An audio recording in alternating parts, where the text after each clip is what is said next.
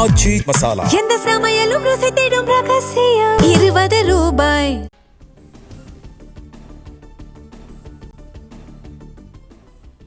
காவிரி மேலாண்மை ஆணையத்தின் உத்தரவுப்படி தமிழகத்திற்கு நீர் திறக்க வேண்டும். தமிழக அரசு தொடர்ந்த வழக்கில் கர்நாடக அரசுக்கு உச்சநீதிமன்றம் உத்தரவு.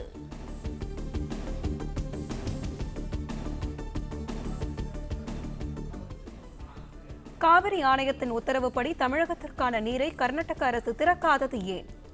தமிழ்நாட்டிற்கு தேவையான நீரை திறந்துவிட உத்தரவிடக் கோரிய தமிழக அரசு தொடர்ந்த வழக்கில் உச்சநீதிமன்றம் கேள்வி.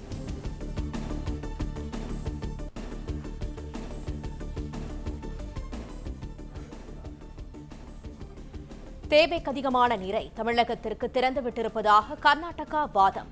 கடவுள் கொடுத்த மழையை முழுமையாக தேக்கி வைக்க முடியாது என்பதால் தானே திறந்துவிட்டீர்கள் என உச்சநீதிமன்ற நீதிபதிகள் கேள்வி.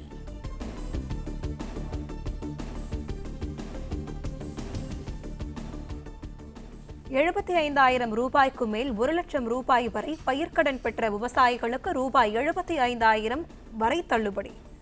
சட்டப்பேரவையில் விதி எண் 110 கீழ் முதலமைச்சர் விஜய் அறிவிப்பு. கூட்டுறவு வங்கிகள் மூலம் வழங்கப்பட்ட பயிர்க்கடன்களுக்கு பின்வரும் கூடுதல் தள்ளுபடியை வழங்கிட அரசு முடிவு செய்துள்ளது. 75,000 ரூபாய் வரை பெற்றுள்ள பயிர்க்கடன்கள் 100% முழுமையாகவும், 75,000 ரூபாய் முதல் 1 லட்சம் ரூபாய் வரை பெற்றுள்ள பயிர்க்கடன்களுக்கு அதிகபட்சமாக 75,000 ரூபாய் வரையும், 1 லட்சம் ரூபாய்க்கு மேல் பெற்றுள்ள பயிர்க்கடன்களுக்கு அதிகபட்சமாக 35,000 ரூபாய் வரையும் தள்ளுபடி வழங்கப்படும்.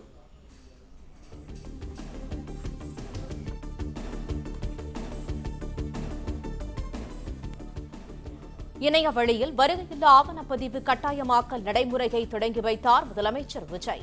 மனை பிரிவில் முதல் மனை மற்றும் அடுக்குமாடி குடியிருப்பில் முதல் வீடு விற்பனைக்கான ஆவணங்களுக்கு இணைய வழி ஆவணப்பதிவு முறை தொடக்கம்.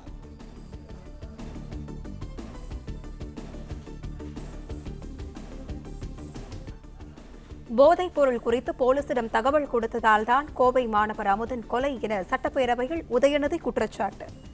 போலீசாரிடம் கொடுத்த தகவல் போதைப் பொருள் கும்பலுக்கு தெரிந்தது எப்படி எனவும் கேள்வி.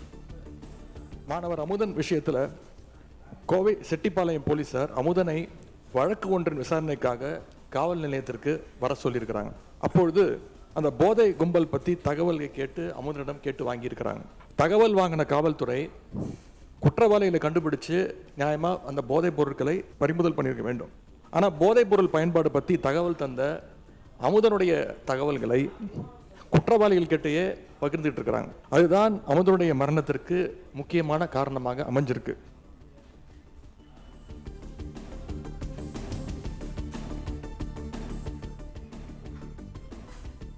கோவை இந்துஸ்தான் கல்லூரி மாணவர் அமுதனை 20 பேர் சேர்ந்து அடித்து கொலை செய்துள்ளனர். கோஷ்டி மோதல் என போலீசார் கூறுவதை ஏற்க முடியாது என சட்டப்பேரவையில் உதயநிதி ஸ்டாலின் திட்டவட்டம். 19 வயது பொறியியல் மாணவர் அமுதனை 20 பேர் கொண்ட ஒரு கும்பல் சென்ற திங்கட்கிழமை அடித்து கொலை செஞ்சிருக்கிறாங்க. இந்த பிரச்சனையை நான் ஏற்கனவே இந்த அவையில் எழுப்பும்பொழுது பள்ளிக்கல்வித்துறை அமைச்சர் இது ஒரு கோஷ்டி பூசலால் நடந்த தகராறு, நடந்த கொலை என்று இங்கே பதிய வைத்திருக்கிறார். 10 பேர் மோதிக்கொண்டு 10 பேருக்கும் சண்டை நடந்து கொலை நடந்திருந்தால் அது கோஷ்டி பூசல். ஆனால் ஒரு மாணவனை கிட்டத்தட்ட 20 பேர் சேர்ந்து அடிச்சிருக்கிறாங்க. எனவே இது ஒரு படுகொலை.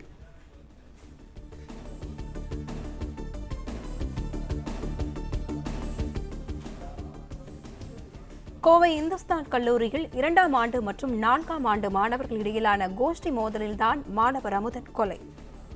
4ஆம் ஆண்டு மாணவர்களை தாக்கியதற்கு பழிவாங்கும் நடவடிக்கையாக அமுதன் கொலை என சட்டத்துறை அமைச்சர் நிர்மல்குமார் விளக்கம். 2ஆம் ஆண்டு பயிலும் அமுதனின் நண்பர்களும் 4ஆம் ஆண்டு பயிலும் சில மாணவர்களுடன் இடையே ஏற்பட்ட தகராறு காரணமாக 4ஆம் ஆண்டு பயிலும் மாணவர்கள் 2ஆம் ஆண்டு பயிலும் மாணவர்கள் மீது முதலில் தாக்குதல் நடத்தியதாக தெரிய வருகிறது. மேற்கண்ட தாக்குதலுக்குள்ளான மாணவர்கள் அமுதனையும் அவரது நண்பர்களையும் 10/8/2026 அன்று காலை 8:30 மணி அளவில் வழிமறித்து தாக்கியுள்ளனர்.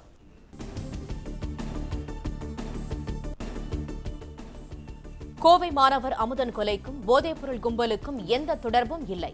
சட்டப்பேரவை சிறப்பு கவன ஈர்ப்பு தீர்மானத்திற்கு பதிலளித்த அமைச்சர் நிர்மல்குமார் தகவல். காவல்துறையினரின் தீவிர விசாரணையின் அடிப்படையில் 9/8/2026 அன்று ஏற்பட்ட இரு குழுக்களுக்கிடையிலான பழிவாங்கும் நோக்கிலான தாக்குதலை அமுதனின் மரணத்திற்கு வழிவகுத்ததாக என்று தெரிய வந்துள்ளது. இவ்வழக்கு தொடர்பாக போதைப் பொருள் பயன்படுத்தியதாக புகாரிலோ காவல்துறையின் விசாரணையிலோ அறியப்படவில்லை. இவ்வழக்கு போதைப் பொருள் தொடர்பான வழக்கும் அல்ல.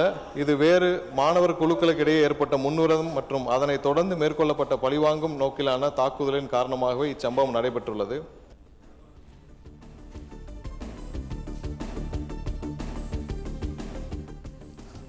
சர்வதேச போதைப்பொருள் கடத்தல் மன்னன் ஜாஃபர் சாதிக் திமுகவில் பொறுப்பில் இருந்ததாக அமைச்சர் CTR நிர்மல்குமார் குற்றச்சாட்டு.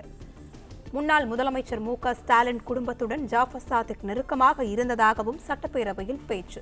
திமுக எம்எல்ஏக்கள் அமளி.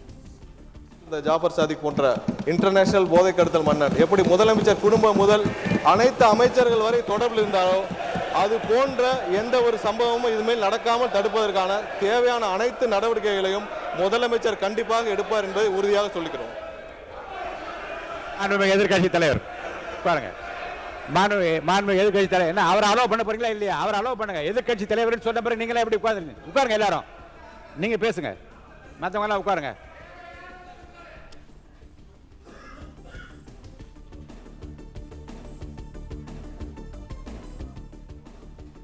போதைப்பொருள் வழக்கில் கைது செய்யப்பட்டவுடன் ஜாஃபர் சாதிக் திமுகவில் இருந்து நீக்கப்பட்டதாக உதயநிதி பதில். IPL பார்க்க சென்ற அமைச்சர் பவுடர் என கூறியதும் தாவேக எம்எல்ஏக்கள் கடும் அமளி. ஆனால் இவங்களுடைய ஆட்சியில் என்ன லட்சணத்தில் நடந்துகிட்டு இருக்கு என்பதை இன்னைக்கு மக்கள் பார்த்துக்கிட்டு இருக்கிறாங்க. இன்றைக்கு ஒரு அமைச்சர் IPL மேட்சில் பவுடர், இன்னைக்கு அமைச்சர் IPL உட்காருங்க முடிக்கட்டும்.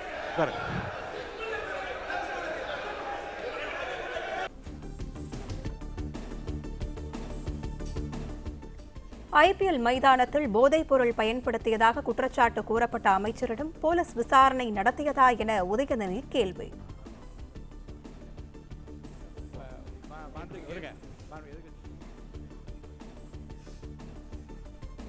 ஆதாரமில்லாத குற்றச்சாட்டுகளை உதயநிதி சட்டப்பேரவையில் கூறக்கூடாது என சபாநாயகர் JCD பிரபாகர் அறிவுறுத்தல்.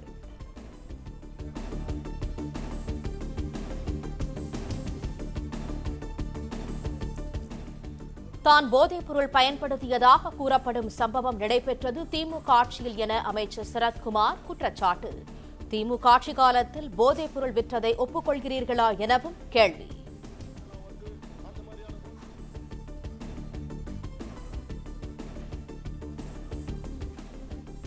போதைப் பொருள் பயன்படுத்தியதை அமைச்சர் சரத் ஒப்புக்கொள்கிறாரா என எதிர்க்கட்சித் தலைவர் உதயநிதி ஸ்டாலின் கேள்வி. போதைப் பொருள் பயன்படுத்தியதாக கூறப்படும் சம்பவம் திமுக ஆட்சி காலத்தில் நடந்ததாக அமைச்சர் சரத் கூறியதற்கு பதிலடி. அமைச்சர் ஒத்துக்கிறாரா போதைப் பொருள் அப்படின்னு ஒத்துக்கிறாரா? நான் என்ன சொல்றேன், இந்த வீடியோ எப்போ வந்துச்சு? இப்போ வந்தது வீடியோ, ஒரு மாதத்துக்கு முன்பு வந்தது. எனவே இந்த அரசு அவரை கூப்பிட்டு நடவடிக்கை எடுத்திருக்கோம். எங்களோட அரசாக இருந்தால் நிச்சயம் நடவடிக்கை எடுத்திருப்போம்.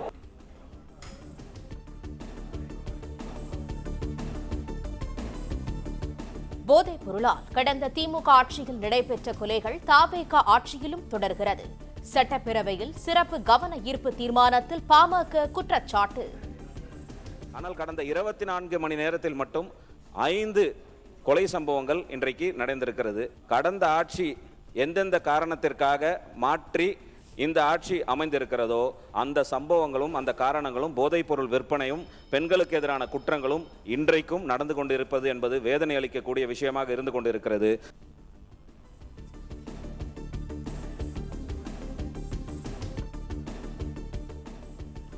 திமுக ஆட்சியில் போதைப் பொருள் புழக்கம் அதிகரித்து விட்டதாக அமைச்சர் ஆதாரமற்ற குற்றச்சாட்டுகளை கூறக்கூடாது என எதிர்க்கட்சித் தலைவர் உதயநிதி வலியுறுத்தல். திமுக ஆட்சியில் குழந்தைகளுக்கு எதிரான பாலியல் வன்கொடுமைகள் அதிகரித்ததே போதைப் பொருள் புழக்கம் அதிகரித்ததற்கு சான்று என அமைச்சர் ஆதவ் பதிலடி.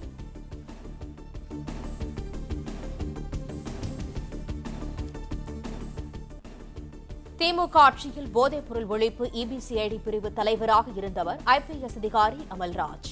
போதைப் பொருளை ஒழிக்க நடவடிக்கை எடுக்காத அமல்ராஜையா சென்னை காவல் ஆணையராக தாவேக அரசு நியமித்துள்ளது என உதயநிதி கேள்வி.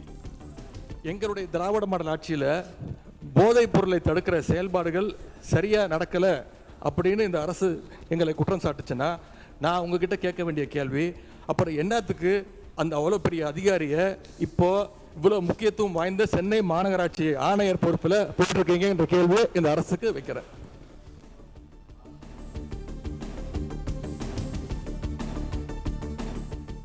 தவிக ஆட்சியில் போதைப் பொருளை ஒழிக்க 264 கோடி ரூபாய் ஒதுக்கீடு என அமைச்சர் ஆதவ் அர்ஜுனா விளக்கம். திமுக ஆட்சியில் எவ்வளவு நிதி ஒதுக்கப்பட்டது என எதிர்க்கட்சித் தலைவர் உதயநிதி விளக்கவும் வலியுறுத்தல். அவர் சொன்னாரு ஆன்டி ட்ரக்ஸுக்கு எதிராக நாங்கள் தனியா நடவடிக்கை எடுத்தோன்னு, எங்களுடைய ஆட்சியில் ஆன்டி ட்ரக்ஸ் ஆன்டி நார்கட்டிக் டாஸ்க் போர்ஸுக்காக ரூபாய் 264.14 கோடி ஒதுக்கப்பட்டிருக்கு. உங்களுடைய முன்னாள் முதலமைச்சரும் சரி, நீங்கள் துணை முதலமைச்சர் இருக்கும் பொழுது இந்த போர்ஸுக்காக எத்தனை கோடி ரூபாய் நீங்க ஒதுக்கி இதற்கான பணிகளை நீங்க மேற்கொண்டீர்கள் பதிவு பண்ணுங்க.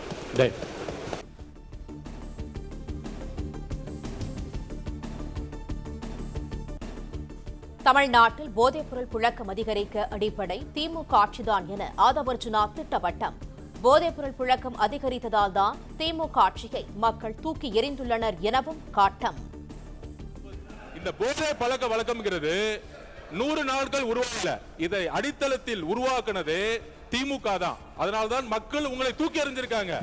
உங்களுடைய தோல்விக்கான காரணம் போதை பழக்க வழக்கம்.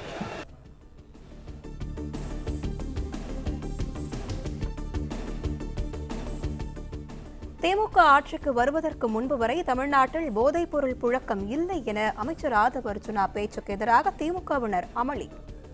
என்ன பணிகள் மேற்கொள்ளப்பட்டது? துணிச்சல் இருந்தால் திமுக எம்எல்ஏக்கள் தன்னை தொடர்ந்து பேச அனுமதிக்க வேண்டும் என ஆதவ் சவால்.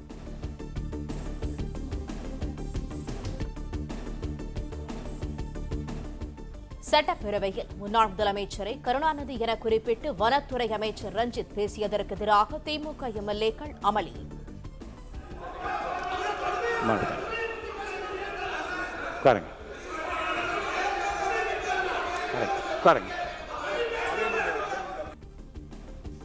பெயரை குறிப்பிட்டு அமைச்சர் பேசியது தவறுதான் என்று கூறி மன்னிப்பு கேட்டுக்கொண்ட முதலமைச்சர் விஜய்.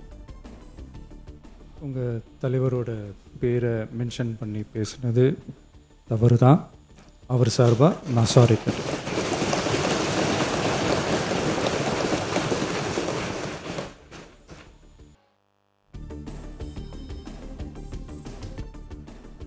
எட்டு கோடி மக்களின் பிரதிநிதியான முதலமைச்சர் விஜய் சட்டப்பேரவைக்கு வரும்போது எதிர்க்கட்சித் தலைவர் உதயநிதி அமர்ந்திருப்பது கண்ணியமா? சட்டப்பேரவையில் அறநிலையத்துறை அமைச்சர் ரமேஷ் ஆவேசமாக கேள்வி எழுப்பியதால் திமுக எம்எல்ஏக்கள் அமளி. அண்ணன் ஓபிஎஸ் அவர்கள் சட்டமன்றத்தின் கண்ணியம் குறித்து நமக்கெல்லாம் சொல்லிக் கொடுத்திருந்தார்.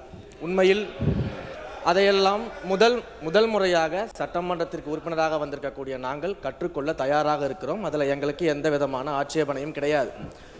அதே சமயத்தில் மாண்புமிகு எதிர்க்கட்சி தலைவருக்கும் சிறிதளவு அதை நீங்கள் சொல்லிக் கொடுக்க வேண்டும் அப்படின்னு நான் கேட்டேன். ஏன் அப்படின்னா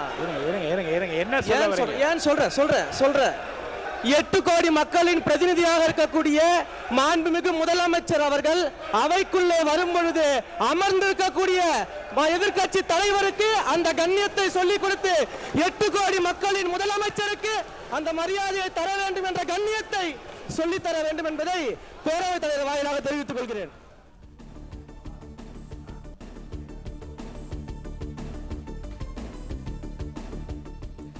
சட்டப்பேரவையில் முதலமைச்சர் வரும்போது எழுந்து நின்று மரியாதை செலுத்துவது கட்டாயமல்ல என சபாநாயகர் விளக்கம். தமிழர் பாரம்பரியம் பண்பாட்டை கடைபிடித்து மரியாதை செலுத்துவது தனிப்பட்ட விருப்பம் என்றும் கருத்து. முதலமைச்சர் வருகிற போதோ எதிர்க்கட்சியர் வருகிற போதோ எழுந்து நின்று மரியாதை தெரிவிக்க வேண்டும் என்பது கட்டாயமல்ல. ஆனால் அப்படி தெரிவிப்பது என்பது தமிழுடைய பண்பாடு, நம்முடைய பாரம்பரியம். அந்த கண்ணியத்தை இந்த அவையிலே காப்பாற்ற வேண்டுமா வேண்டாமா என்பதை பற்றி கூட அவர் விருப்பத்திற்கு ஏற்ப நான் விட்டு விடுகிறேன். அதை பற்றி நான் யாரையும் செய்துதான் ஆக வேண்டும் என்று கட்டாயப்படுத்த முடியாது.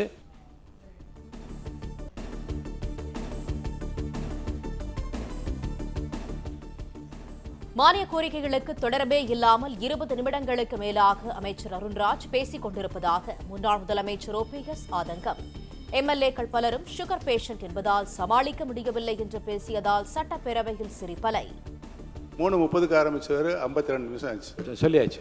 எவ்வளோ இங்கே நிறைய பேருக்கு சுகர் இருக்குங்க, பூரா அப்படியே மயங்கி கீழே விழுகிறாங்க. நான் உள்பட்டதையும் சொல்லிடுறேன். பயங்கர வேதனையாக இருக்குது, சமாளிக்க முடியலை. இல்லாட்டி ஒன்று செய்யுங்க, பதில் உரையை காலையில் வைத்துக்கொள்ளும்.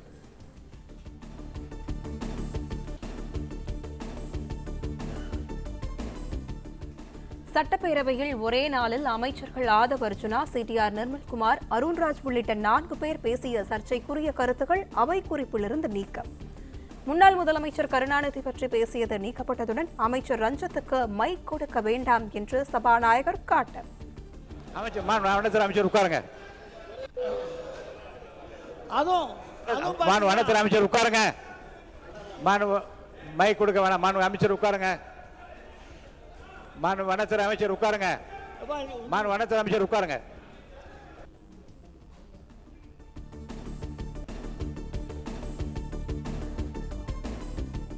தாவேக அரசு 100 நாள் ஆட்சியில் எந்த ஒரு புதிய திட்டமும் கொண்டுவரப்படவில்லை என எடப்பாடி பழனிசாமி விமர்சனம். தேர்தல் பிரச்சாரத்தின் போது தெரிவிக்கப்பட்ட பல திட்டங்களுக்கான அறிவிப்புகளும் வெளியிடப்படவில்லை என பேட்டி. தமிழக வெற்றி கழகத்தில் எந்த சாதனையும் இல்லை. சரிங்களா? 100 நாள் தமிழக வெற்றி கழக ஆட்சியில் எந்த ஒரு பெரிய புதிய திட்டமும் கொண்டு வரல, அறிவிக்கவும் இல்லை. அதோடு 2026 சட்டமன்ற பொதுத் தேர்தலின் போது தமிழக வெற்றி கழகத்தின் சார்பாக பல அறிவிப்புகள் வெளியிட்டாங்க. அதில் முக்கியமான அறிவிப்புகள் எதுவுமே இந்த நிதிநிலை அறிக்கையில வெளிப்படுத்தல. இன்றைய தினம் 110 விதிகளை அறிவிச்சாரு. இப்போ கூட அறிவிப்பாக நினைச்சோம், அதுவும் அறிவிக்கல. ஆக தமிழக மக்களை ஏமாற்றி ஆட்சிக்கு வந்ததுதான் அந்த 100 நாள் ஆட்சியுடைய சாதனை.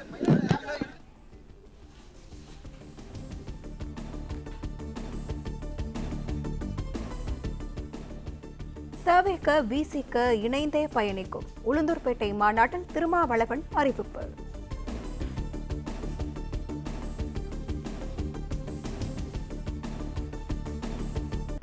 உளுந்தூர்பேட்டையில் நடைபெற்ற விசிக மாநாட்டில் கட்டுக்கடங்காத கூட்டம்.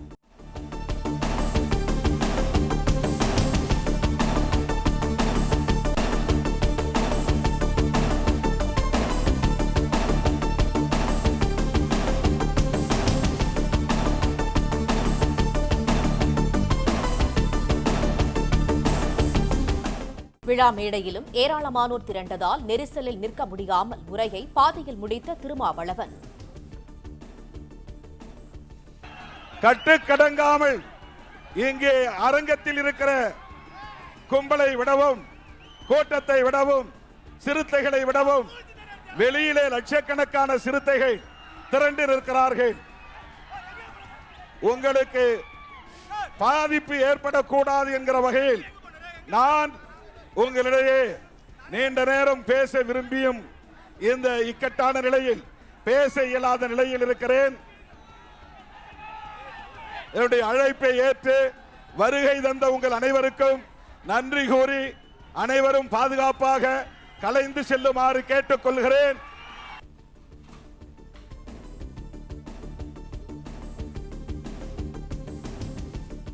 உளுந்தூர்பேட்டை விசிக மாநாட்டிற்கு வந்தபோது வாகனத்தின் மேற்கூரை மீது ஏறி ஆட்டம் போட்ட விசிகவினர்.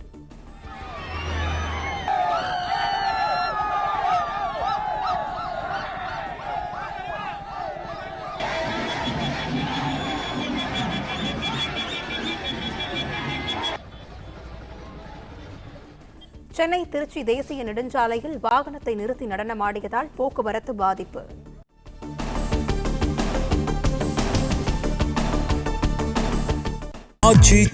எந்த சமையலும் ருசி தேடும் ரகசியம் 20 ரூபாய். பிளே ஸ்டோர் மற்றும் ஆப் ஸ்டோரில் இருந்து பாலிமர் செயலியை QR கோடு மூலம் பதிவிறக்கம் செய்யுங்கள். செய்திகளை உடனுக்குடன் பெறுங்கள்.